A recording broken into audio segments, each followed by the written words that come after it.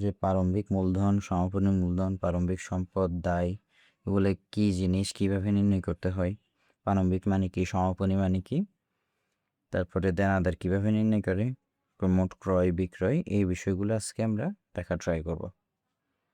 চলুন শুরু করি। প্রথমে আমরা আসি প্রারম্ভিক মূলধন সম্পর্কে জানি। প্রারম্ভিক মূলধন হলো জানুয়ারির 1 তারিখে ব্যবসায়ের যে পরিমাণের মানে যে পরিমাণের মূলধন থাকে ব্যবসায়ীর, অর্থাৎ আমরা একটা ব্যবসা শুরু করি যখন, তখন 1 বছর যাওয়ার পর ওই ব্যবসায়টাই আমরা বছরের শেষে 31শে ডিসেম্বর আমরা এটার হিসাব করি। হিসাব করার পর লাভ ক্ষতি হিসাব করার শেষে এরপরে আমরা আবার পরের বছরের জন্য নতুন হিসাব খুলি। সো বছরের শেষে যেটা থেকে যাবে, সম্পদ থেকে দায় বিয়োগ দেওয়ার পরে, যাবতীয় সব কিছু বাদ দেওয়ার পরে যে মূলধনটা থাকবে, সে মূলধনটা হচ্ছে পরের বছরের জন্য প্রারম্ভিক মূলধন। তাহলে পরের বছরের শুরুতে সেটা হবে প্রারম্ভিক মূলধন। আবার বছরের শেষে যে মূলধন থাকবে সেটাকে বলা হয় সমাপনী মূলধন।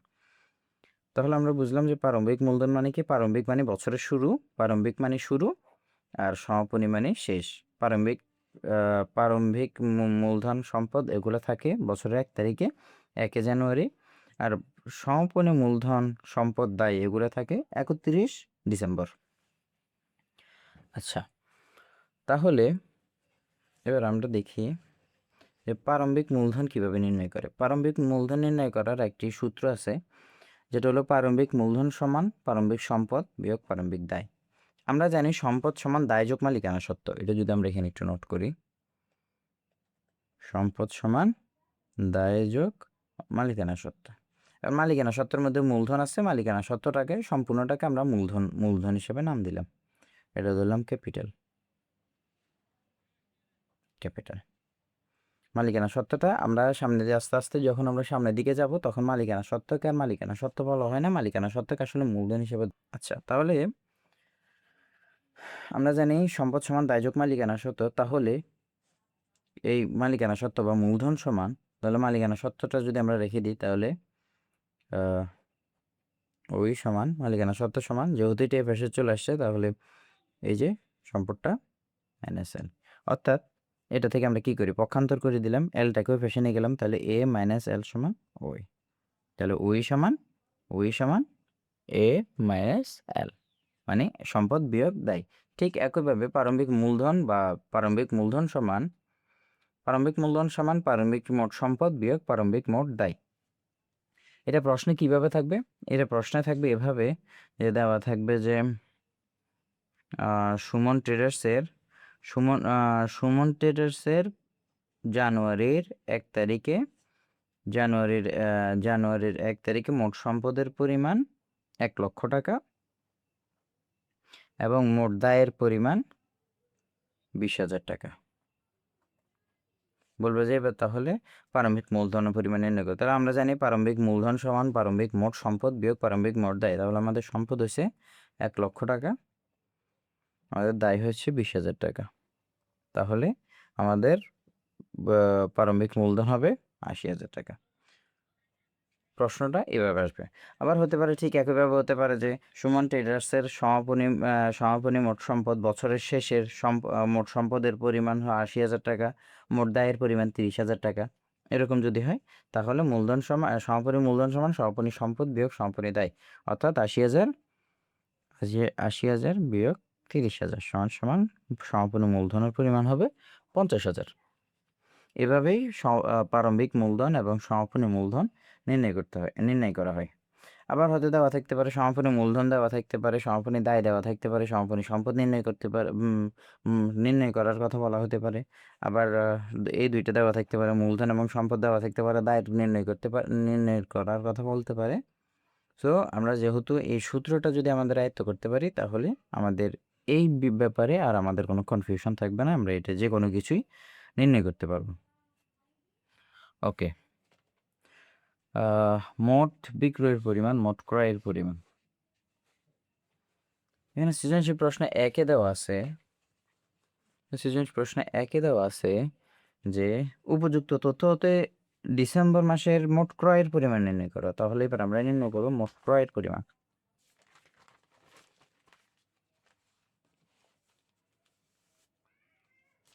আমরা সাধারণত জানি মোট ক্রয় মানে কি, সকল ক্রয়গুলোকে একসাথে যোগ করাই হলো মোট ক্রয়। ঠিক আছে, তাহলে আমরা দেখি এখানে কি কি আছে ক্রয়ের।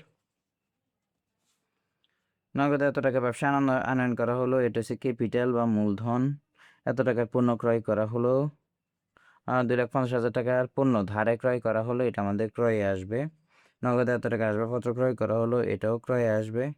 ম্যানেজার সাইকেলকে বেতন প্রদান, এটা একটি খরচ, মালিকানা সত্ত্ব। নগদে কমিশন প্রাপ্তি, এটা মালিকানা, এটা হচ্ছে কমিশন প্রাপ্তি, এটা হচ্ছে আয়। 5% বার্তাই চেক দ্বারা পণ্য ক্রয়, এই যে ডিসেম্বর 31 পণ্য ক্রয়। ঠিক আছে, আমরা এবার যদি এই অঙ্কটা একটু সাজিয়ে করি, তাহলে আমরা প্রথমে এরকম একটা স্ট্রাকচার বা ঘর।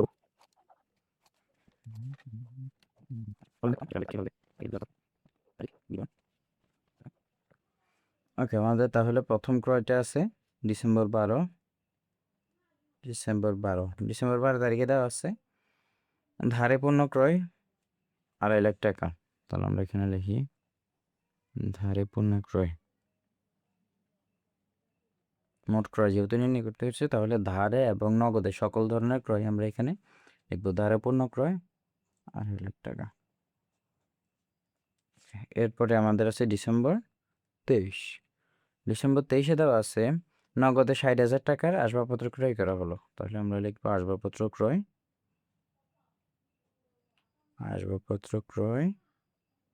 60,000 টাকা।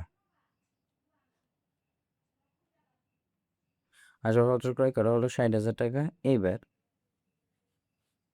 এই দুইটা আমরা প্রথমে যোগ করে দিব। এই দুইটা প্রথমে আমরা যোগ করে দিই, 3,10,000। আমাদের আরেকটা আছে এন্ট্রি, সেটা হচ্ছে ডিসেম্বর 31। এখানে বলা আছে 5% বার্তায় চেক দ্বারা পণ্য ক্রয়।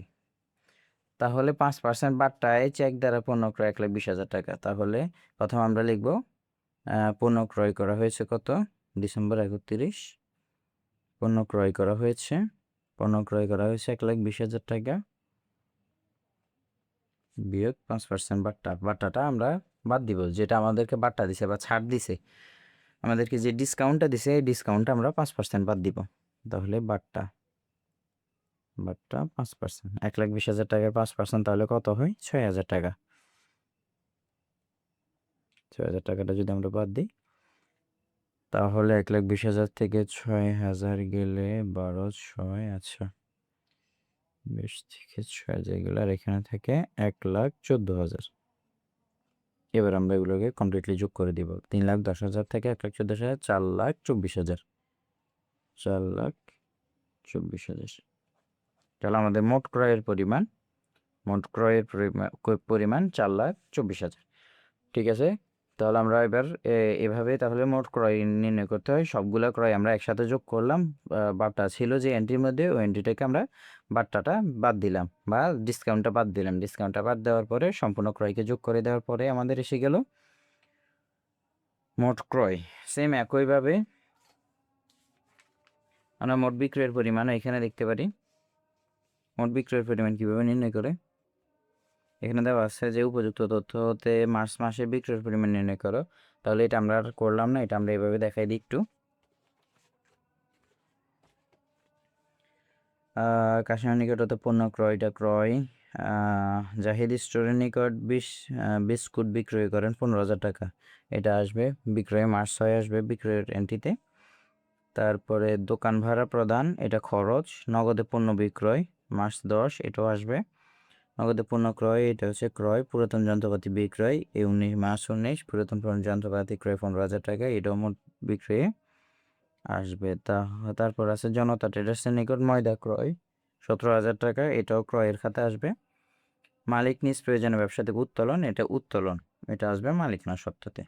তাহলে আমাদের মোট বিক্রয়ের কি পাইলাম, এখানে 15,000, এখানে 75,000, এখানে আবার 15,000। এভাবে তাহলে মোট বিক্রয়ের পরিমাণটা আমরা যোগ করে দিতে পারবো। আমরা চাইলে এভাবে ঘর করেও করতে পারি, ঘর ছাড়াও করতে পারি, সমস্যা নেই।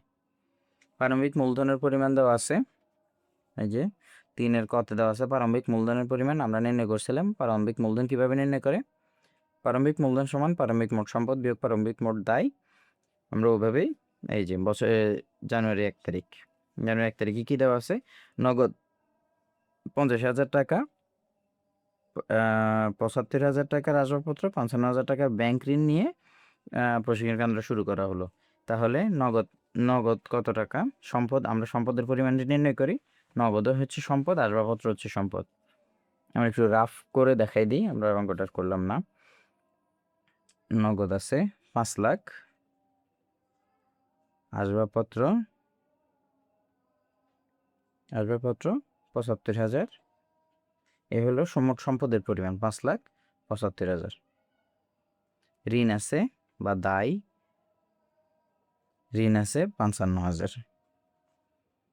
এটা হচ্ছে মোট সম্পদ, এটা হচ্ছে দায়। তাহলে প্রারম্ভিক মূলধন সমান প্রারম্ভিক মোট সম্পদ বিয়োগ প্রারম্ভিক মোট দায়। তাহলে সম্পদ থেকে দায় বিয়োগ যাবে, সম্পদ থেকে দায় বিয়োগ গেলে কত হবে? 5,75,000 বিয়োগ 55,000। 75,000 থেকে 55,000 বিয়োগ গেলে কত হবে? তাহলে 5,20,000। তাহলে মোট প্রারম্ভিক মূলধনের পরিমাণ হবে 5,20,000। প্রারম্ভিকটা এটা এখানে প্রারম্ভিক কেন হলো? কারণ এটা জানুয়ারির 1 তারিখ, মানে বছরের শুরুর দিন। বছরের শুরুতে হওয়ার কারণে এটি হচ্ছে প্রারম্ভিক মূলধন। তারপরে লাস্ট আরেকটা অঙ্ক যদি আমরা এখানে দেখি, এই যে এখানে দেওয়া আছে উপযুক্ত তথ্য হতে নিট দেনাদারের পরিমাণ নির্ণয় করো। নিট দেনাদার কীভাবে নির্ণয় করে? আমরা জানি বিক্রয়ের সাথে দেনাদারের সম্পর্ক। তাহলে আমাদের প্রথমে দেওয়া আছে নগদি বিক্রয়, এখানে দেনাদারের কোনো সম্পর্ক নাই। প্রিয়ন্তি ট্রেডার্সের নিকট হতে বিক্রয়, যেহেতু এখানে নগদ কথাটা উল্লেখ নাই, প্রিয়ন্তি ট্রেডার্স দেওয়া আছে, তার মানে এটা বাকিতে বিক্রয় হয়েছে। বাকিতে বিক্রয় হয়েছে 1,20,000 টাকা। আচ্ছা, তাহলে আমরা এখানে নিট দেনাদারের পরিমাণটা নির্ণয় করি, একটু দেখাই। এটির জন্য সেম একইভাবে আমরা একটা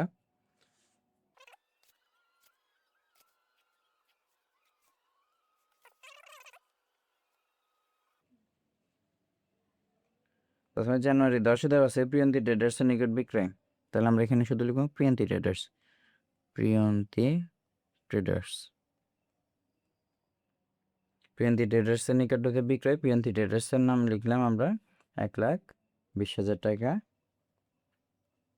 এগুলো হচ্ছে আমাদের দেনাদার। এরপরে সেম এবার নগদে পণ্য ক্রয়, এটা ক্রয় গেল, মালিকের অতিরিক্ত মূলধন আনয়ন, মূলধন ধারে পণ্য বিক্রয় বাবদ। এই যে এখানে আমরা ধারে পণ্য বিক্রি করছিলাম না, ধারে পণ্য বিক্রয় বাবদ 1,10,000 টাকা নগদে পাওয়া গেল। প্রিয়ন্তি ট্রেডার্সের নিকট আমরা বিক্রি করছিলাম 1,20,000 টাকা। এই 1,20,000 টাকা 10 তারিখে বিক্রি করছিলাম। 10 তারিখের বিক্রয়টা আমরা 30 তারিখে পাবো 1,10,000 টাকা। আমরা কারো কাছে 1,20,000 টাকা পাই, সে আমাদেরকে 30 তারিখে দিয়ে দিছে 1,10,000। তাহলে যেগুলো দিয়ে দিছে ওগুলো আমরা বাদ দিয়ে দিব। জানুয়ারি 30-এ দেনাদার হতে প্রাপ্তি আমরা লিখতে পারি।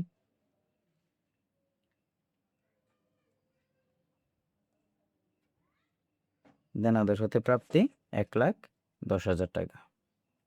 তার মানে আমাদের বাকি ছিল 1,20,000, অর্থাৎ দেনাদার ছিল 1,20,000। সেখান থেকে দেনাদার আমাকে 1,10,000 দিয়ে দিছে, আর অবশিষ্ট দেনাদার থাকে 10,000। তাহলে আমাদের মোট নেট দেনাদার হবে বা মোট দেনাদার হবে 10,000। ঠিক আছে, দেনাদারটাও ঠিক একইভাবে এভাবেই নির্ণয় করতে হয়।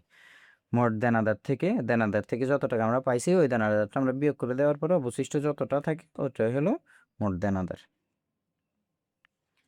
ঠিক আছে, তাহলে আমরা মোটামুটি অধ্যায়ের ইয়েগুলো দেখলাম, সকল প্রশ্নগুলো আমরা একটু একটু করে দেখলাম। এখানে বাকিগুলোর মধ্যে আছে সবগুলো হয়তো হিসাব সমীকরণের উপর লেনদেনের প্রভাব আর লেনদেন সমূহ ডেবিট ক্রেডিট নির্ণয় করো। আমরা দুতরফা দাখিলা পদ্ধতির বেসিক ক্লাসে আমরা ডেবিট ক্রেডিট নির্ণয়টা খুবই স্বল্প পরিমাণে দেখাছিলাম। ডেবিট ক্রেডিট নির্ণয় নিয়ে আমরা আরেকটা ক্লাস করব। নেক্সট ক্লাসে আমাদের দুতরফা দাখিলা পদ্ধতির এই চ্যাপ্টারটা আমরা শেষ করে পরবর্তী চ্যাপ্টারের দিকে যাব। ঠিক আছে, তাহলে আজকের জন্য এতটুকুই। আল্লাহ হাফেজ।